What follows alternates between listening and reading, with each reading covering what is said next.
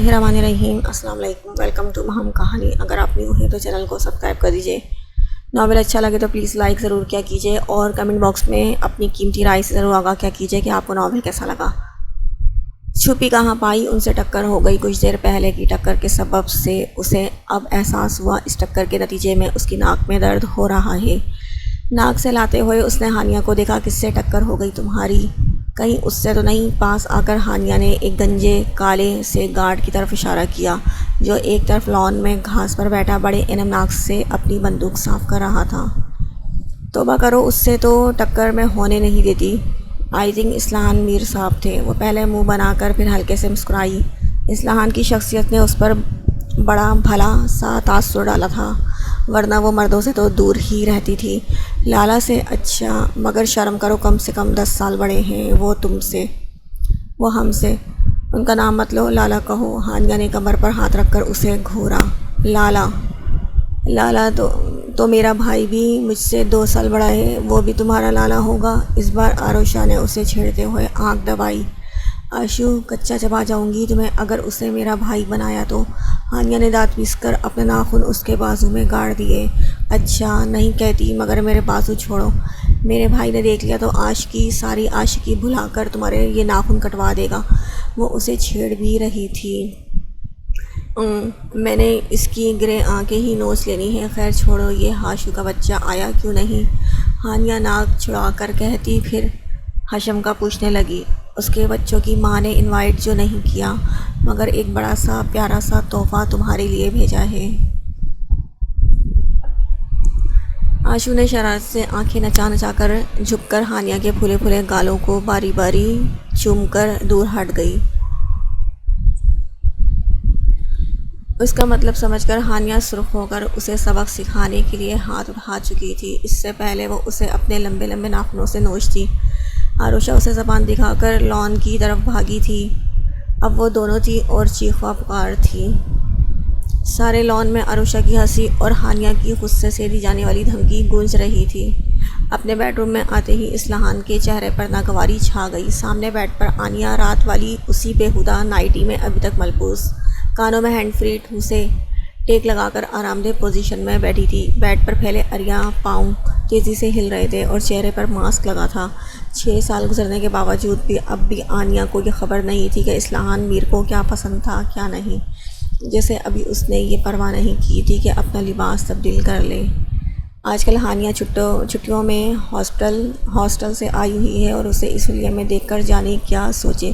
ٹھیک ہے، وہ اس کا شوہر ہے، اس کے سامنے جیسے چاہے رہے، رات پہنا صبح چینج کر لے، مگر نہیں، آج آنیہ میر کی سواری کہیں گئی نہیں ہوگی تو اس نے لباس تبدیل کرنے کا سوچا بھی نہیں ہوگا، اور اسی حلیے میں وہ نیچے سب کے سامنے بھی گئی ہوگی۔ یہ سوچ سوچ کر ہی اصلاحان میر کو برا لگ رہا تھا۔ اسے لاکھ برا لگ رہا تھا، مگر اس نے آنیہ سے کچھ کہا نہیں۔ وہ صرف سب سوچتا۔ آ کر ایک طرف صوفے پر بیٹھ گیا۔ اپنے پاؤں سے جوتے اور جرابیں نکال کر وہ جوتے ہاتھوں میں دبا کر شوریک کی طرف بڑھ گیا۔ ڈریسنگ روم میں آ کر وہ ٹاول لے کر واش روم میں گھس گیا۔ فریش سا ہو کر وہ تولیے سے بال رگڑتا باہر آیا تو آنیہ ابھی بھی اسی پوزیشن میں تھی۔ اصلاحان کی اس نے کبھی پرواہ نہیں کی تھی، نہ اب بھی کرنے کا ارادہ تھا اس کا۔ آنیہ اب ڈنر کے لیے نیچے جانا تو یہ ڈریس چینج کر کے جانا۔ وہ اس بار بہت ہی تحمل سے اس سے کہتا بیڈ کی طرف آ گیا۔ ہر بار کی طرح آنیہ نے اس کی بات رد کر دی اور اٹھ کر بیٹھ گئی۔ اصلاحان کو بے تحاشا غصہ آیا تھا، مگر اسے عورتوں پر بھڑکنا چلانا بالکل پسند نہیں تھا، اور اسی بات کا بھرپور فائدہ آنیہ نے اٹھایا تھا۔ دیکھو آنیہ، مجھے کوئی اعتراض نہیں تم جس حلیے میں رہو، بٹ لباس وہی اچھا ہوتا ہے جو عورت کی نسوانیت کو چھپائے، نہ کہ اسے اور ابھار دے، اسی لیے پلیز تم خیال رکھا کرو، اصلاحان نے نرمی سے اسے سمجھایا۔ کیا ہو گیا ہے اصلاحان؟ میں خیال رکھتی ہوں، تم کب سے اتنے پازیٹیو ہو گئے میرے معاملے میں؟ وہ چہرے سے ماسک کی پرت نوچتی بہت رکھائی سے بولی۔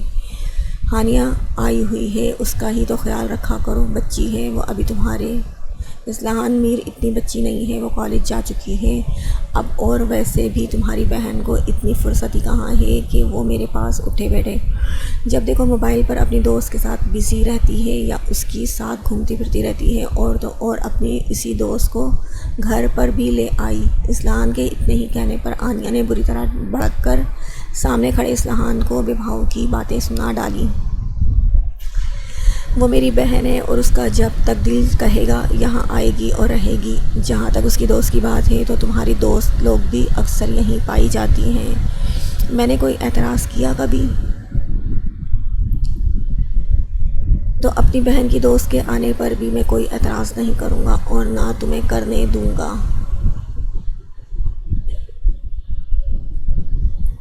آخر کب تک اس بار اصلاحان سختی سے اپنی بات کہتا تیزی سے بیڈ روم سے باہر نکل گیا۔ آنیہ کے ساتھ ایک ہی بیڈ روم میں رہنا آج کل اسے سخت لگنے لگا تھا۔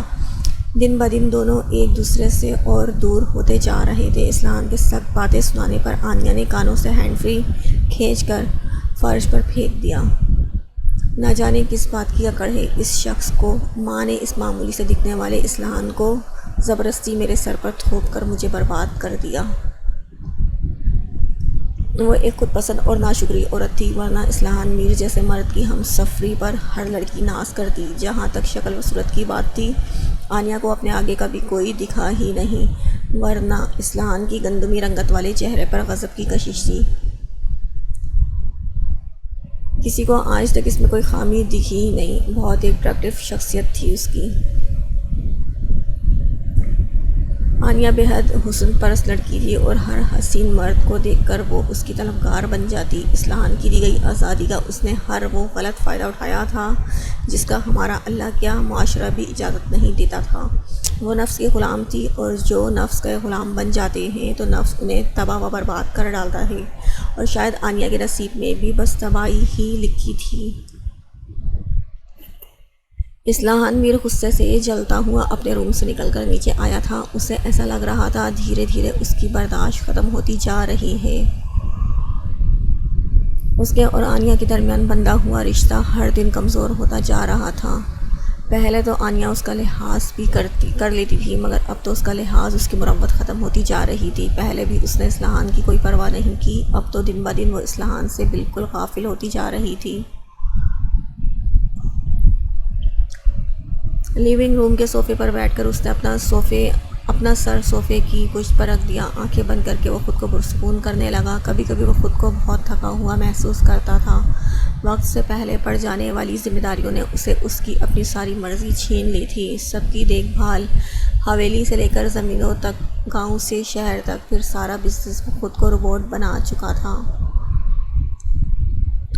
اپنی 28 سالہ زندگی میں اپنے لیے تو اس نے کبھی جیا ہی نہیں۔ گھر والوں کے لیے ہی ہنستا تھا، انہی کے لیے روتا تھا، یہاں تک کہ شادی جیسا اہم فیصلہ بھی خود کا نہیں تھا۔ چاچی نے التجا کی، ماں نے ہاں کہہ دی اور آنیہ اس کے ساتھ باندھ دی گئی، اور وہ سب کے ساتھ ساتھ آنیہ کو بھی خوش رکھنے کے چکر میں اپنا آپ بھول گیا۔ اصلاحان نے اپنی 2 انگلیوں سے پیشانی زور سے دبائی تھی، سر میں درد سا ہونے لگا تھا۔ آج دل کہا کوئی نازک سا ہاتھ ہو جو اس کے سر ہلکے ہلکے دبائے، اس کے بالوں میں انگلی پھیرے، مگر حیرت کی بات یہ تھی کہ اسے وہ نازک ہاتھ آنیہ کا نہیں چاہیے تھا۔ ان 6 سالوں میں خود اصلاحان نے محسوس کیا تھا کہ آج تک آنیہ اس کے دل کو چھو ہی نہیں پائی تھی۔ وہ بہت حسین تھی، بہت ہی پرجوش، مگر وہ نہیں تھی جس کا اس کا دل خواہش کرتا تھا۔ ایسی کوئی بات نہیں، مجھے اپنی بیوی پسند ہے، اسے پیار کرتا ہوں۔ آنیہ صحیح کہتی ہے، میں ایک ان رومانٹک انسان ہوں، اسی لیے ایسا ہے۔ وہ خود کو بہلاتا صوفے سے اٹھ کر کھڑا ہو گیا۔ سر کا درد بڑھ چکا تھا اور وہ ایک کپ چائے کے ساتھ سر درد کی گولی کھا کر فی الحال سونا چاہتا تھا، اسی لیے کچن کی طرف بڑھ گیا تاکہ خانسامہ سے چائے کا کہہ سکے۔ یار خانو، ایک بات تو بتاؤ۔ کچن میں جاتے جاتے اصلاحان کے قدم پھر سے اس خوبصورت آواز پر ٹھٹک سے گئے۔ وہ دونوں شاید کچن میں تھیں، اور وہ ہانیہ کی شاید وہی دوست تھی جس کا ذکر آنیہ نے کیا تھا، اور ہانیہ جس کی تعریفیں کر کر کے گھر والوں سمیت اصلاحان کا بھی دماغ کھا جاتی تھی۔ ہاں بولو آشو، ہانیہ کے اتنے پیار سے پوچھنے پر اصلاحان کے ہونٹوں پر مسکراہٹ آ گئی۔ اپنی دوست کے معاملے میں اس کی دیوانگی کے بارے میں سب اچھے سے جانتے تھے۔ تمہاری بھائی بھابھی کا کپل ایسا بیکار سا کیوں ہے؟ عروشہ کی بات پر باہر کھڑے اصلاحان کے ہونٹوں کی مسکراہٹ سکڑ گئی۔ وہی سب کی طرح ان دونوں کے رنگ کا ایشو ہوگا، جیسے کہ عافیہ کی آنیہ کی بیہودہ دوستیں کمنٹس کیا کرتی تھیں۔ کیا مطلب؟ دیکھ آشو، بھابھی کی طرح تم میرے لالا کے رنگ کے بارے میں کچھ مت کہنا۔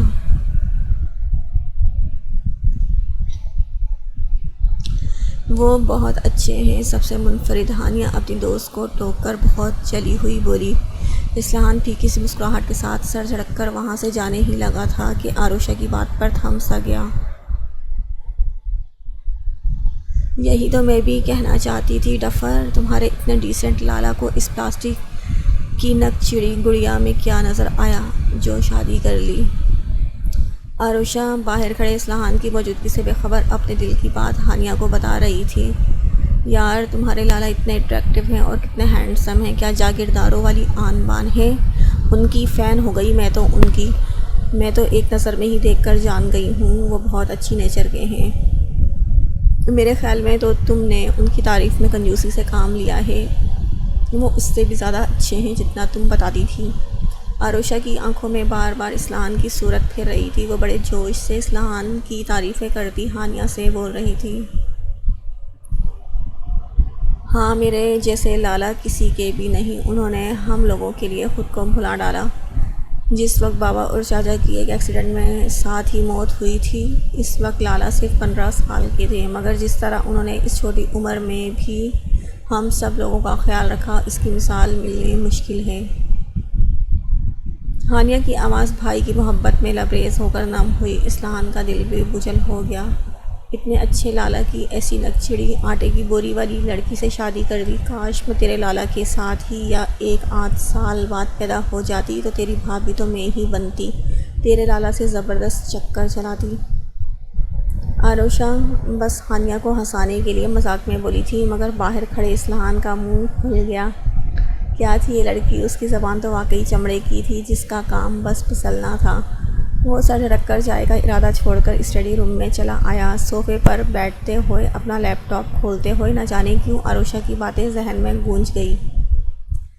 پلاسٹک کی گڑیا، آٹے کی بوری، اگر آنیہ کو پتہ چل جائے تو وہ عروشہ کا منہ ہی نوچ لے گی۔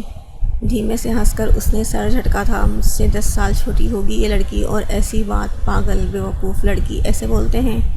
ہلکے سے بڑبڑا کر وہ اپنے کام میں مصروف ہو گیا تھا۔ آنیہ نے ایک دم سے باہر جا کر ڈنر کا پروگرام بنا لیا اور ہر بار کی طرح اپنی بات بھی اصلاحان سے منوا لی۔ وہ بھی آج ذہنی طور پر تھکا ہوا تھا، اسی لیے آرام سے راضی ہو گیا کہ شاید باہر جا کر اور کچھ وقت آنیہ کے ساتھ بتا کر وہ پھر سے خود کو بہلا لے۔ اسی لیے وہ کچھ ہی منٹوں میں تیار ہو گیا۔ آنیہ آئینے کے سامنے کھڑی اپنے میک اپ کو آخری ٹچ دے رہی تھی جب اصلاحان میر کی بات پر وہ بھڑکی تھی۔ وٹ ڈو یو مین کہ ہم اپنے ڈنر پر دونوں کو بھی ساتھ لے کر چلیں؟ آنیہ اپنی بھوری آنکھوں کو سکیڑ کر ایک دم سے مڑ کر چیخی تھی۔ اس میں چیخنے کی کیا بات ہے آنیہ؟ ہم ان دونوں کو تنہا یہاں چھوڑ کر تو نہیں جا سکتے آنیہ، میری ذمہ داری ہے۔ اس کے چیخنے پر اصلاحان نے اپنی ناگواری دباتے ہوئے سمجھایا۔ اور جو یہ اتنے سارے گارڈز ہیں وہ کس لیے ہیں؟ چھوٹی بچی نہیں ہے کہ وہ ڈر جائے گی۔ وہ اپنی ناک پھلاتی اسے گھور رہی تھی۔ مجھے کوئی بحث نہیں کرنی، اگر چلنا ہے تو سب ساتھ جائیں گے، ورنہ تم بھی گھر پر ہی بیٹھو۔ آج پہلی بار اصلاحان نے قطعی انداز میں کہہ کر آنیہ کو دیکھا اور اپنے کرتے کے بٹن بند کرنے لگا۔ آنیہ اس کے انداز دیکھ کر ضبط کرتی مڑ کر اپنی لپسٹک اور گہری کرنے لگی۔ آئینے میں نظر آتے اصلاحان کے عکس کو دیکھ کر اس نے نخوت سے ناک سکیڑی۔ ہم اپنے آپ کو نہ جانے کس ریاست کا شہزادہ سمجھتا ہے۔ مائی فٹ، کوئی ڈریسنگ سینس ہے ہی نہیں۔ اسے اصلاحان کے ہر وقت کرتے شلوار میں ڈریس اپ رہنا بھی پسند نہیں تھا۔ وہ پہلے بہت ٹوکتی تھی، مگر اصلاحان کو اس کی پسند کی ڈریسنگ جو عجیب و غریب ہوتی بالکل پسند نہیں تھی۔ کھڑے بال بنانا، الٹے سیدھے ٹیٹو بنوا کر ہاف سلیوز اور کھلے گریبان والی کسی شرٹس پہننا یا اور بھی کوئی اوچھی ڈریسنگ وہ بالکل نہیں کر سکتا تھا۔ اب بھی بلیک کرتے شلوار میں وہ بہت سج رہا تھا، مگر ہیرے کو پرکھنے والی نگاہ آنیہ کے پاس نہیں تھی۔ وہ پتھر کے پیچھے بھاگنے والی لڑکی تھی، اس لیے اس کی قدر نہ کر کے پتھروں کے پیچھے بھاگ رہی تھی۔ تیار ہو کر نیچے آ جانا۔ اصلان اپنے موبائل اٹھا کر جیب میں رکھتا وہیں پاس پڑی اپنی گھڑی اٹھا کر روم سے نکل گیا۔ سیڑھیوں سے اترتے ہی اسے ہاتھ میں لی گئی گھڑی پہننے کا خیال گزرا تھا۔ وہ گھڑی پہنتے ہوئے ہانیہ کے روم کے اور تک پہنچا تھا کہ اس سے پوچھ لے کہ وہ تیار ہو گئی کہ نہیں۔ روم کا ڈور کھلا تھا تو وہ بے دھڑک روم میں چلا آیا، مگر روم میں گھستے ہی اسے احساس ہو گیا کہ اس نے کتنی بڑی غلطی کر دی ہے۔ اسے ناک کر کے آنا چاہیے تھا۔ روم میں آروشا تنہا تھی اور ڈریسنگ ٹیبل کے سامنے کھڑی وہ اپنی فراک کی زپ بند کرنے کی کوشش میں لگی ہوئی تھی۔ اسے ایک دم سے روم کے اندر آتے دیکھ کر وہ بری طرح سے خوفزدہ ہو کر مڑی اور ڈور پر کھڑے اصلاحان کو دیکھ کر اس نے اپنی پشت ڈریسنگ ٹیبل سے چپکا لی۔ آئی ایم سو سوری، مجھے معلوم نہیں تھا کہ تم اصلاحان۔ فوراً اپنی نگاہ جھکا کر بری طرح سے شرمندہ ہو کر جس تیزی سے روم میں آیا تھا اسی تیزی سے روم سے نکل گیا۔ باہر نکلتے ہوئے ہزار بار خود پر لعنت بھیج چکا تھا۔ کیا سوچ رہی ہوگی کہ وہ کیسا بندہ ہے، یہ سب سوچ کر وہ بار بار شرمندہ ہوتا رہا تھا۔ ایک جرم کا احساس تھا کہ وہ چاہ کر بھی خود کو معاف نہیں کر پا رہا تھا۔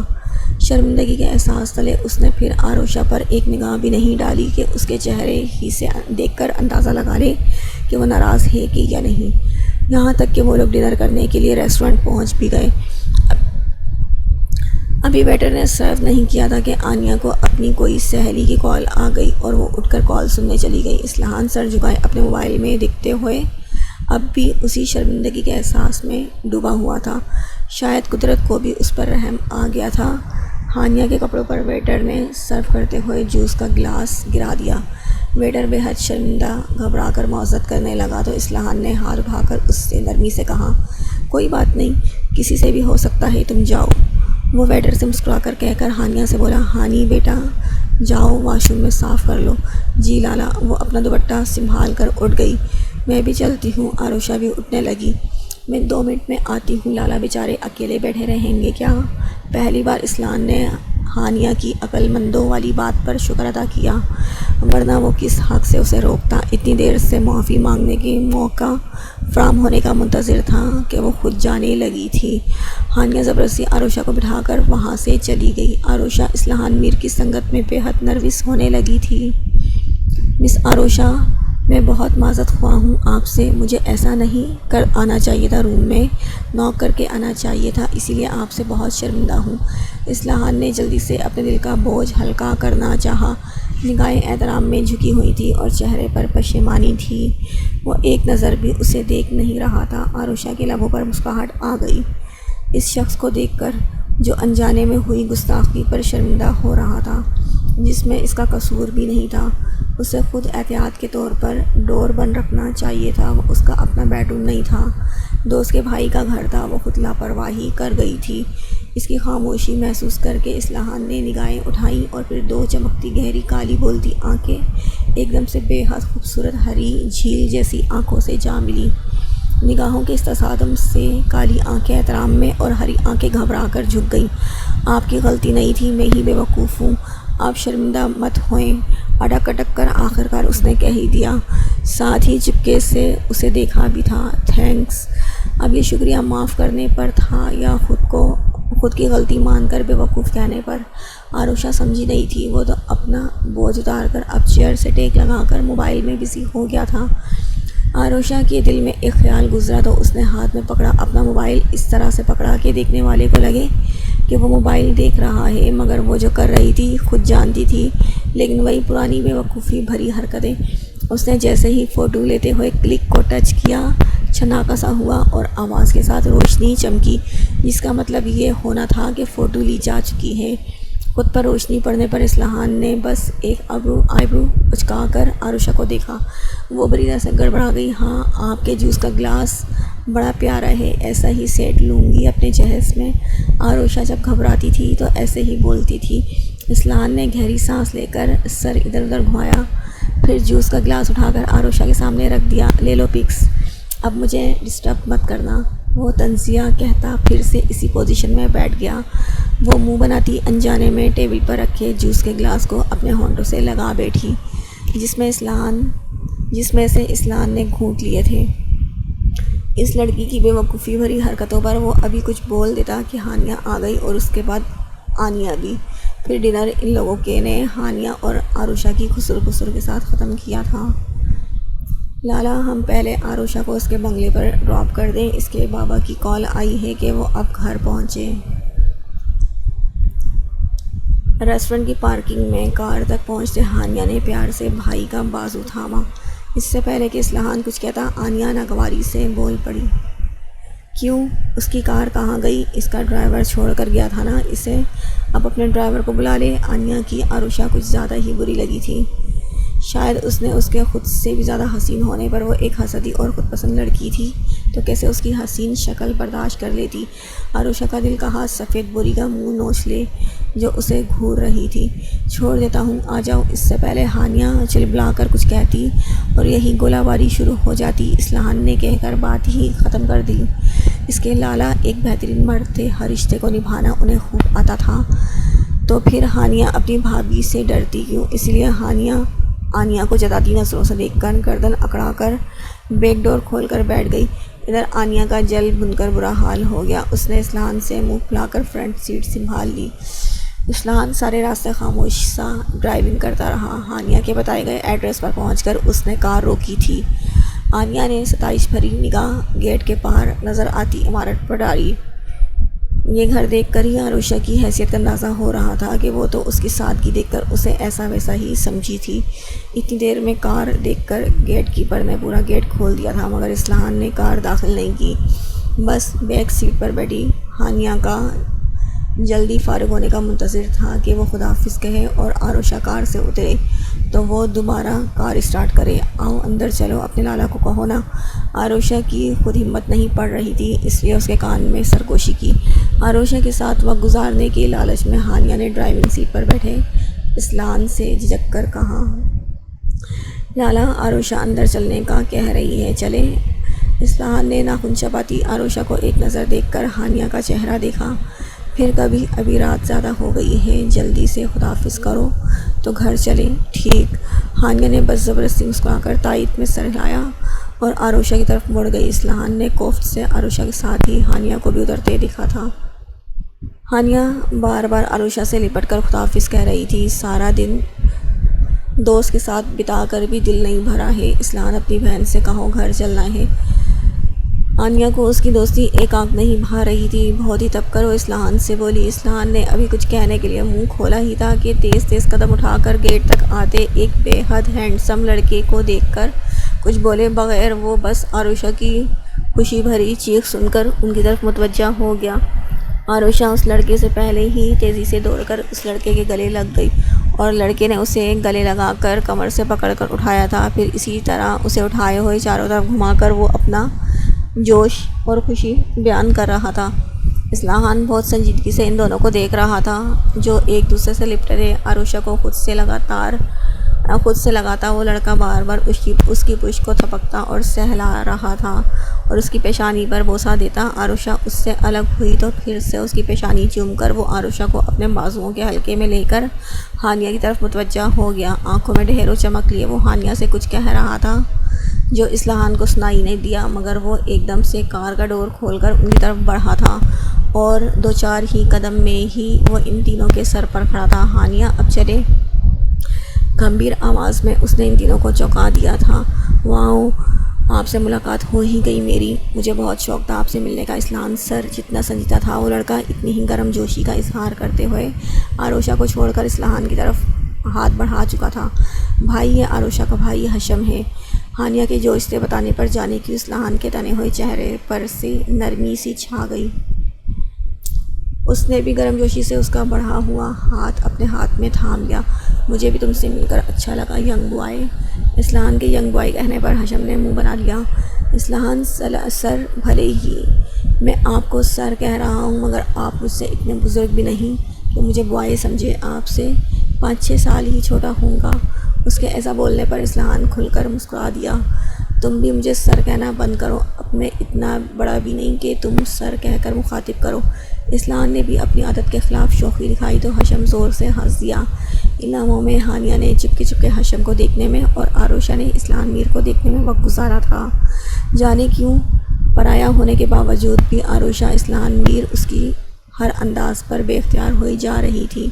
میرا تعارف نہیں کرواؤ گی ہانیہ؟ وہ لوگ تو آنیہ کو بھول ہی بیٹھے تھے۔ اب جب اچانک اس کی آواز سنی تو سب کو یاد آ گیا کہ آنیہ بھی کار میں موجود تھی۔ حشم نے تعجب سے کہنے والی کو دیکھا تھا، ویسٹرن لباس میں ہیوی میک اپ، چہرے پر تھوپے ہوئے۔ اس عورت کی نظر جانے کیوں اسے اچھی نہیں لگی تھی، عجیب سی چمک تھی۔ جانے کیا تھا کہ حشم کو گھن سی آئی تھی۔ شی از مائی وائف آنیہ اسلحان میر۔ ہانیہ کی تعارف کروانے سے پہلے ہی اسلحان نے خود ہی کہہ دیا۔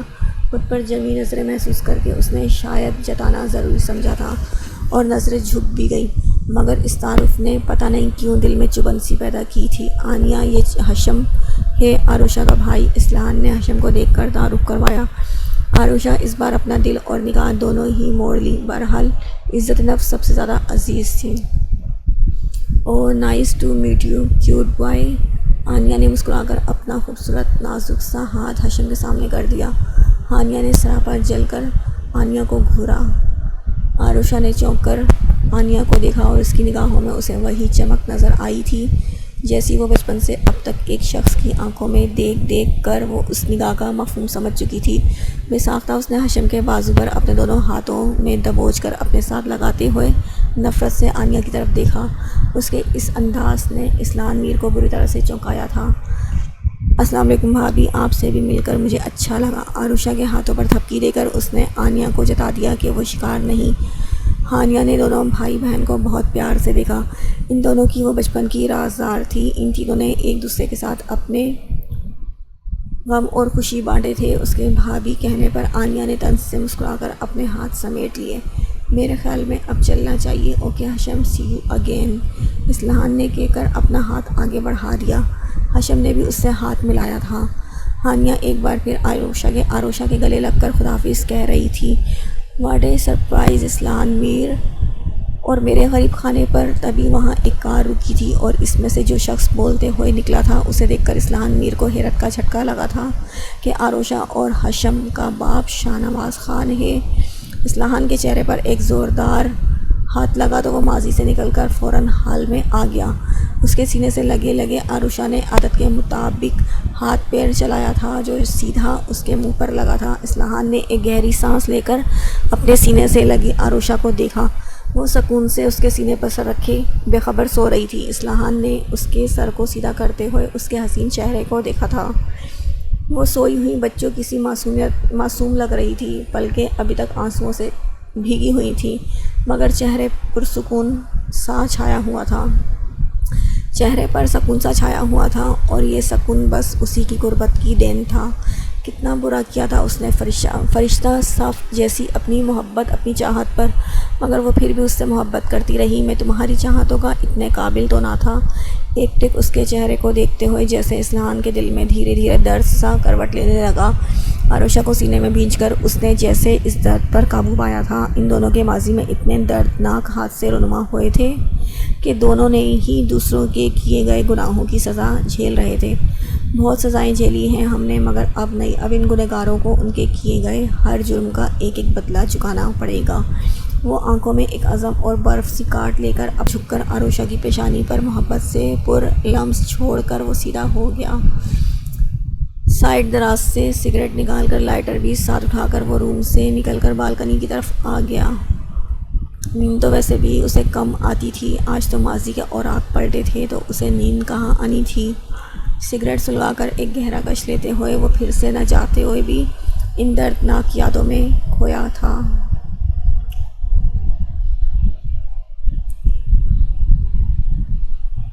اسلحان حیرت سے کار سے شاہ نواز خان کو اترتا دیکھ رہا تھا۔ وہیں اب تک ہنستے مسکراتے عروشہ اور حشم کے چہرے پر بھی سرد تاثر چھا گیا تھا۔ ہانیہ کے چہرے پر ایک نفرت سی تھی، انہیں دیکھ کر بس ایک آنیہ تھی جو آنکھیں پھاڑے کار سے اتر کر اپنی طرف آتے اس شخص کو دیکھے جا رہی تھی۔ اس کی دوستی بہت سے مردوں اور لڑکوں سے رہی تھی مگر یہ جو مرد تھا نا، اس کی بات ہی الگ تھی۔ کون پینٹ میں ملبوس وہ مرد خوبصورتی اور وجاہت کا نمونہ تھا۔ ہیلو مسٹر اسلحان میر، آپ میرے یہاں کیسے؟ شاہ نواز خان آنیہ کی نگاہوں سے انجان بنتے اسلحان میر کے سامنے آ کر کھڑے ہو گئے۔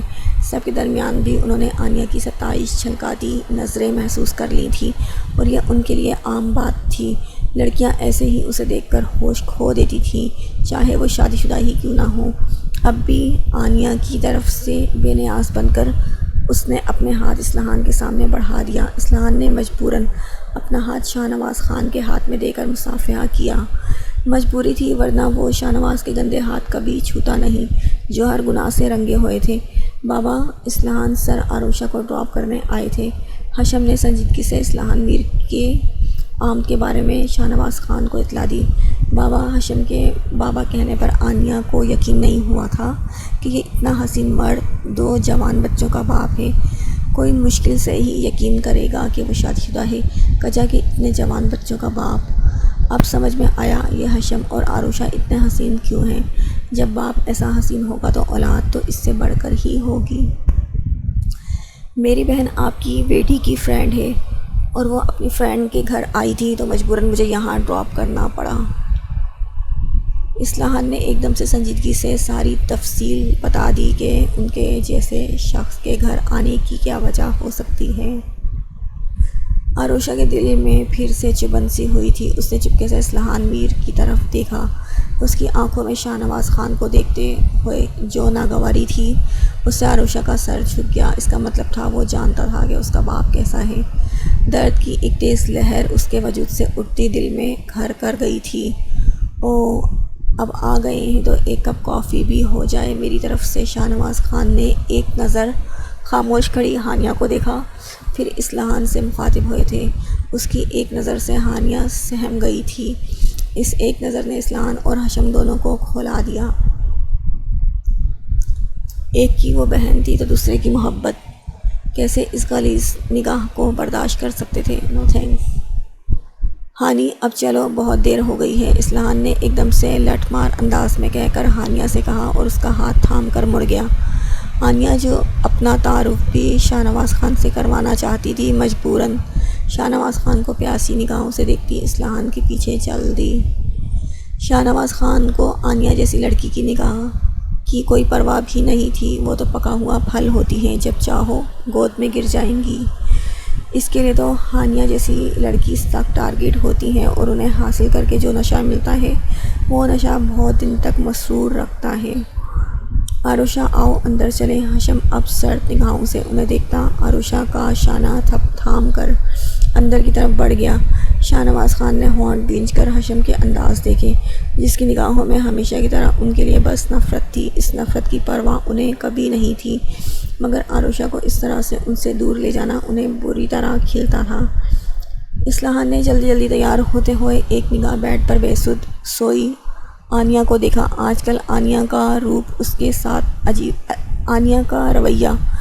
ساتھ عجیب سا سرد سا ہو گیا تھا۔ وہ پہلے بھی اس سے بیزار رہتی تھی، بس مطلب پورا کیا پھر اسے اسلحان کی پرواہ نہ تھی۔ اب تو اس نے اسلحان کو بالکل ہی اہمیت دینا چھوڑ دی تھی۔ اس کی مصروفیتیں جیسے اور بڑھ گئی تھیں۔ دوستوں کے یہاں آنا جانا پہلے کم کیا تھا کہ اور بھی زیادہ ہو گیا تھا۔ رات بھی دیر تک باہر رہنے کا سلسلہ جاری ہو چکا تھا۔ وہ ٹوکنے کا سوچتا، مگر پھر اس خیال سے کون سا وہ اسے وقت دے پائے گا، اسے اس کے حال پر چھوڑ دیتا تھا۔ آج کل وہ اپنے نئے پروجیکٹ میں بری طرح سے مصروف تھا۔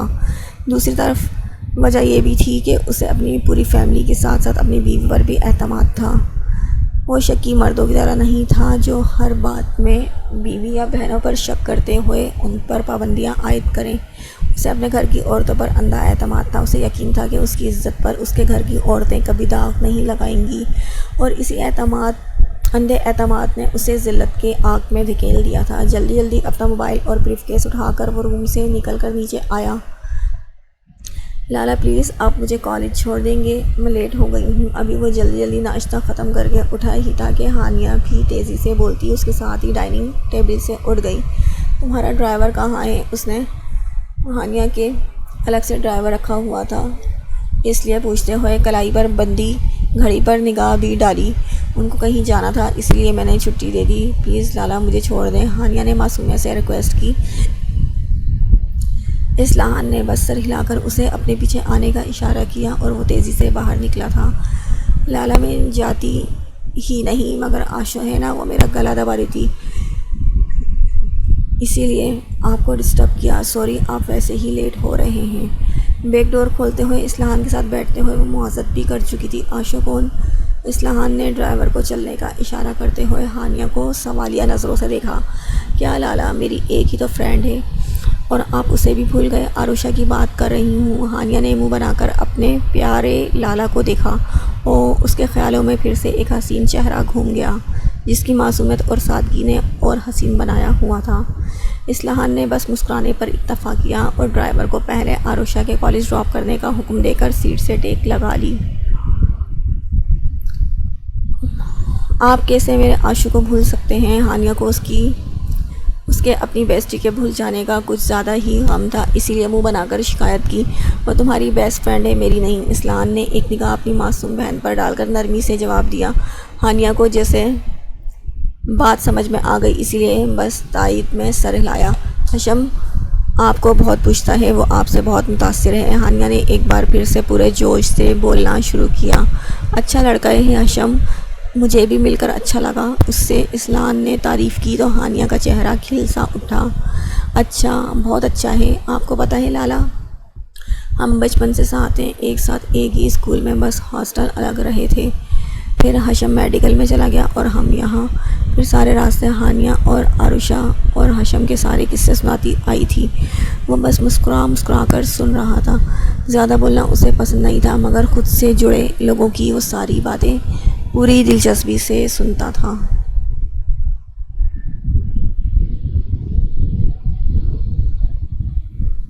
جیسے ہی ان کی مرسڈیز ہانیہ کی کالج کے گیٹ پر رکی تو ان کی کار کے سامنے ہی اس وقت ایک بائک رکی تھی۔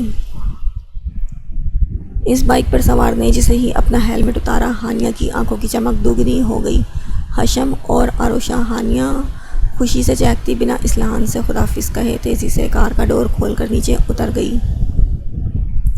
ہانیہ کی بے تحاشا خوشی بھری عجلت پر اسلحان نے چونک کر کار کے شیشے کے پار نظر آتے ہی دونوں نفوس پر نگاہ ڈالی۔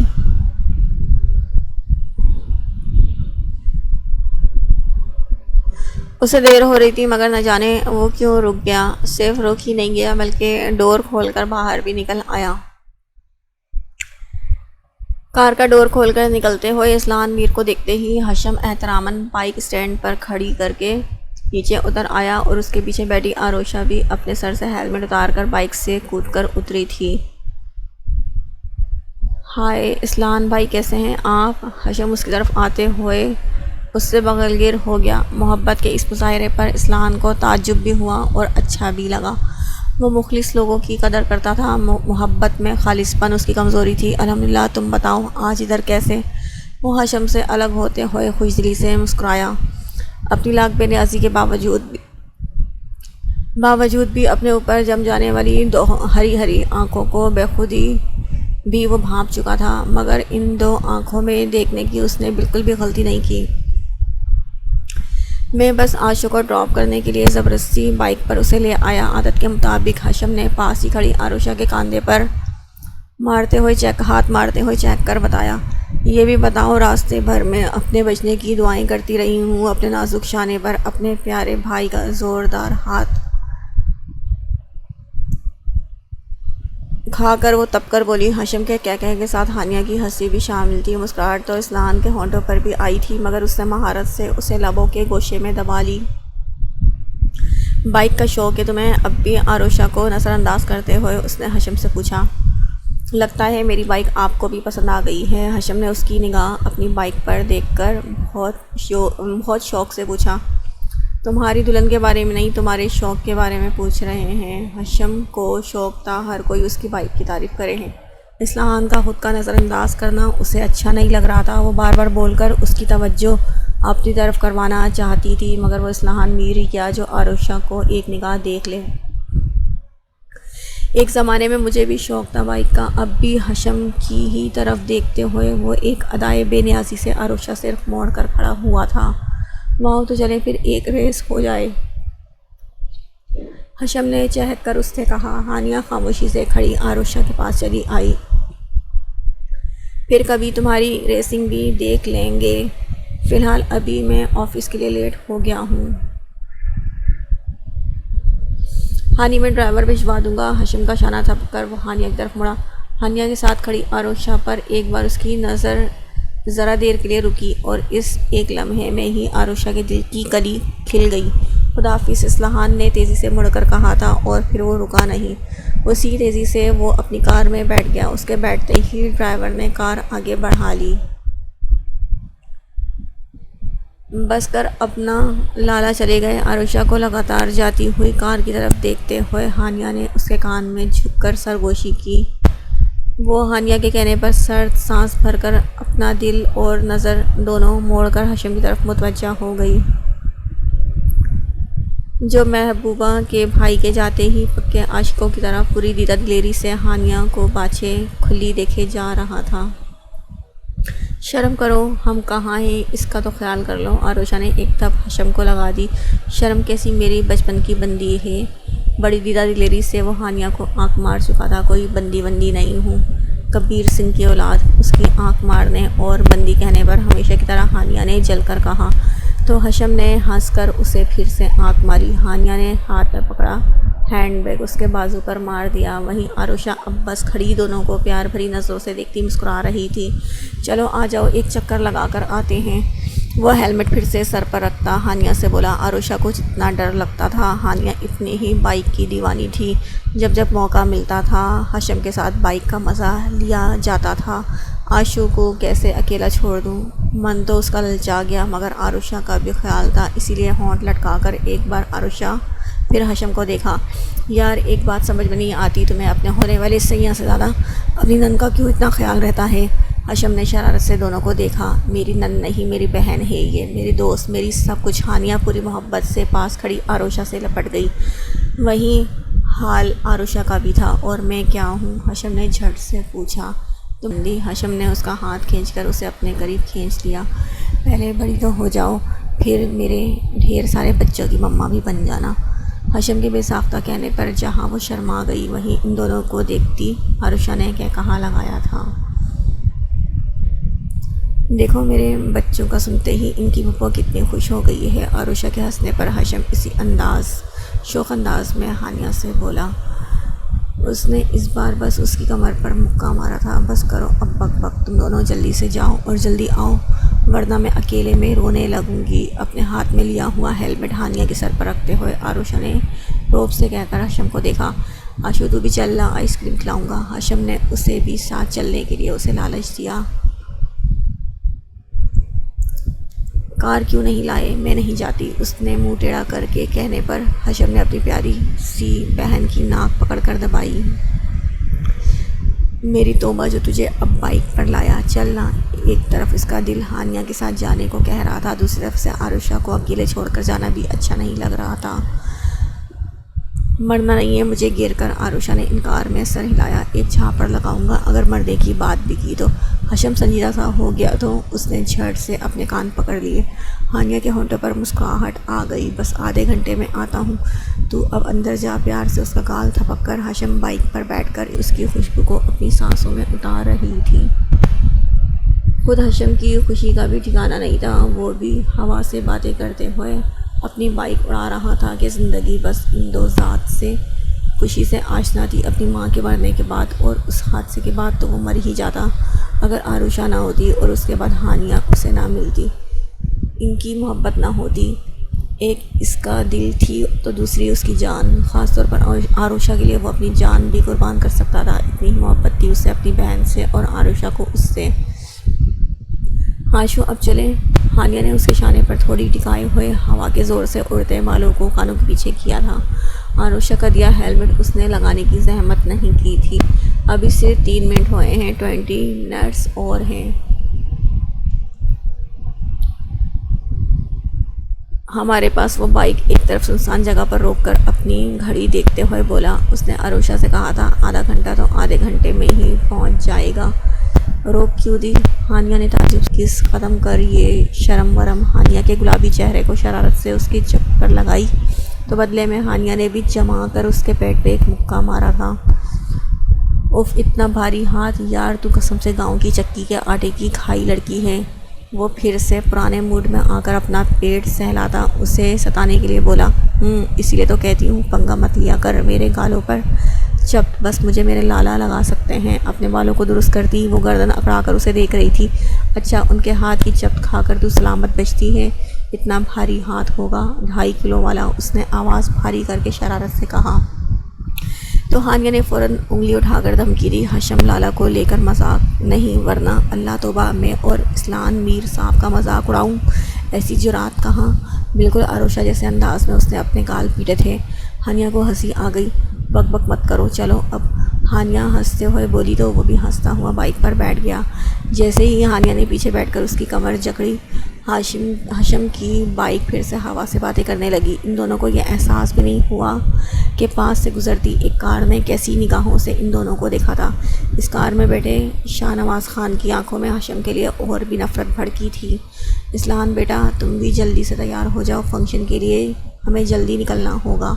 اسلان نے جیسے ہی اپنے روم میں جانے کے لیے سیڑھیوں پر قدم رکھا، پیچھے سے ماجی نے اس سے پیار سے کہا، جی بس تیار ہونے جا رہا ہوں۔ وہ مسکرا کر ادب سے کہتے ہوئے باقی سیڑھیاں تیزی سے طے کرتا اپنے بیڈ روم میں آ گیا۔ آنیہ روم میں نہیں تھی، اس کا مطلب وہ چاچی کے پاس تھی۔ جب وہ دونوں حویلی میں آتے آنیہ کا زیادہ وقت چاچی کے ساتھ ہی گزرتا تھا۔ اسے کوئی اعتراض بھی نہیں تھا، بلکہ سچ یہی تھا کہ آنیہ جتنی دیر اس سے دور رہتی وہ پرسکون ہی رہتا۔